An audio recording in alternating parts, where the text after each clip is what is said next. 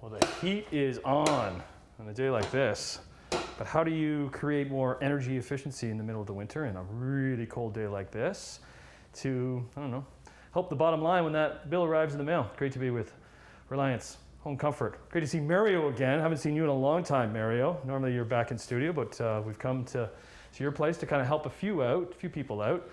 So a cold day like this today, how do we make our homes more energy efficient?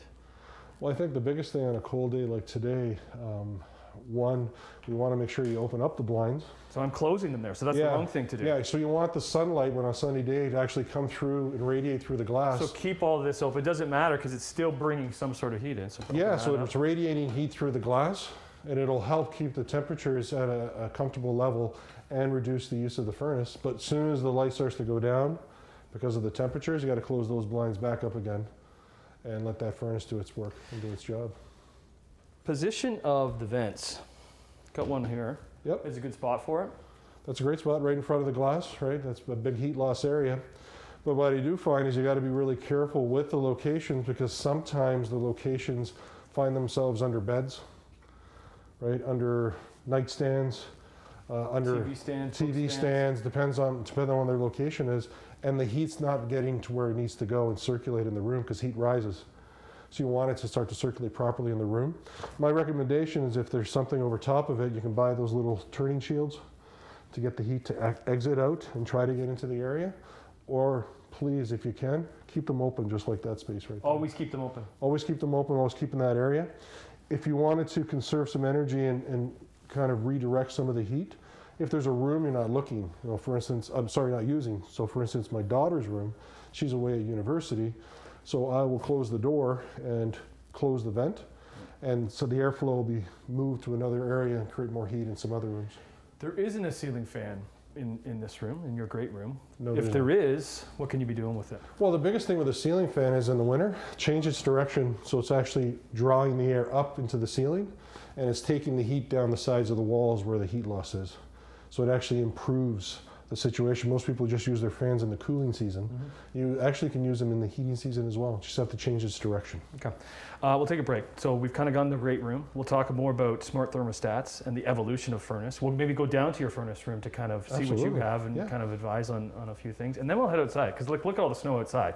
What's that doing outside to make our homes more energy efficient in dealing with the snow and the cold? When we come back, Reliance Home Comfort, our morning live. What temperature do you keep your house at on a frigid day like this? 20.5 is what Mario keeps his at, back here with Reliance Home Comfort, allowing us into his home, just kind of taking you through how to make your home more energy efficient. I don't know, is there an average? I'm a little bit warmer than that, I think, in my place. I'm normally 21. Is that what 20 should be, or is it different for every home, depending on what you have in the furnace? I think it's based on how you feel personally in your home. My wife and I like 20 degrees Celsius. Most people like 21. I've seen some homes go as high as 22, 23, but the biggest thing I think they need to keep into consideration is it working to the proper levels that it's supposed to, based on humidity in your home, based on the insulators in your home. It could vary from home to home. Okay, humidity in the home. Yes. We don't realize about this humidity thing in the winter. We know it in the summer. We're trying to keep it out. Do we want humidity in here in the winter? You want humidity in the winter, but you want it at a specific level so that it won't cause any water to start on the windows and freeze. Yeah. But at the same time, the proper humidity levels, if you can get it between 40 and 45. Can you see? And this is a smart thermostat too. Am I correct? This is actually a communicating thermostat through the manufacturer. What's the difference? So it comes with the furnace? It comes with the furnace, and this one is a modulating gas furnace, so it actually controls things a little differently. If we were to go into the comfort levels and see the humidity, it'll start to tell me where my settings are and what I'm trying to accomplish. When humidity levels are too low, it actually feels cold in the house because the moisture from your skin starts to evaporate into the atmosphere and makes you feel cold.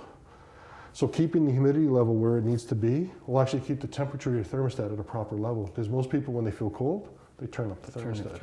And it's not needed if they just had control of their humidity. So what about a smart thermostat? Where are you with them? Smart thermostats are great, controlled on your phone. You always know what's going on, and they give you alerts and warnings. I prefer to go to, if possible, a communicating one with the furnace, because not only will it communicate on your phone just like the smart thermostat, but now it has more in-depth communication and making sure the furnace works more efficiently. So you don't even really have to adjust that at all. It knows what's going on in here. I just tell it I want it at 20 consistently all the time, and it does the rest. So my furnace will actually modulate its temperatures of heat, what it produces from 20,000 BTUs to 60,000 BTUs. So the maximum my furnace will create is 60,000 for my home. But on a day like today, it only might be working at 60% of what it needs to. Because even when I felt your vent, there was no hot air coming out of it because the furnace isn't running right now, but it's always working airflow through the house. It's always circulating air, and then later I'll show you all my air quality products to improve our air, especially it's become more and more of a concern in the last few years. It's called a tease in the biz there, Mario. Perfect. We'll take a break. We're going downstairs to check out what he's got downstairs. Reliance Home Comfort. Making your home more energy efficient on Morning Live. Good morning. Back with Reliance Home Comfort and Mario, and filters. Yes, you do have to change them this time of the year. So we're in your furnace room. There's a lot of space here. Yes, really helpful for the service technician to come in. So a couple of things. One, easy to get around the equipment so they can maintain it and properly service it and make sure that there's no potential defects that could have a breakdown in the future. And to change that filter, that ever filter that people forget. This is a lot thicker than the one I have at home. What's so special about this one? This is a box filter. It's 5 inches wide, so because it's so wide, it has a lot more surface area to stop the particulates from entering back into the system. This filter can be as good as 12 months. Up to 12 months you can use this filter before you change it. Comparison to the 1-inch ones you buy at the local box stores that are between 30 and 90 days. The 1-inch ones that you buy at the local box stores, they're all different priced. Yes. Does the more expensive one mean it's better? The more expensive ones they're much more dense in the media, and it's supposed to stop more, but can be a detriment to certain furnaces because it's restricting airflow. Right? Okay. And you need that air to get through to the heat exchanger, or the furnace might shut down on its limits, and it won't work, and it causes a failure. We could rely on you guys to know. You'll be calling us because many times we've gone in and the filter's too dense. Too dense. Yeah. Okay. What's this? That's a HEPA. What's a HEPA? That's a whole house HEPA filter with UV combination. Does it stand for something? HEPA? Well, yes. It's the degree of density of the actual filter itself. Okay. So if you were to just open it up, and you can see this one's quite easy. It opens up like an oven, so anybody can actually change the filters when they need to be done. So there's a filter in here too. Yeah, we have a pre-filter that needs to be changed every 6 months.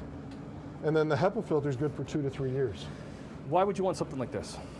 This actually takes the air and bypasses it through the system to clean it properly, remove all particulates so you have a cleaner air in your house. And then it re-enters it back into the system itself. This changes the air in my house potentially 16 to 17 times based on the one I selected. Expensive? No, not at all.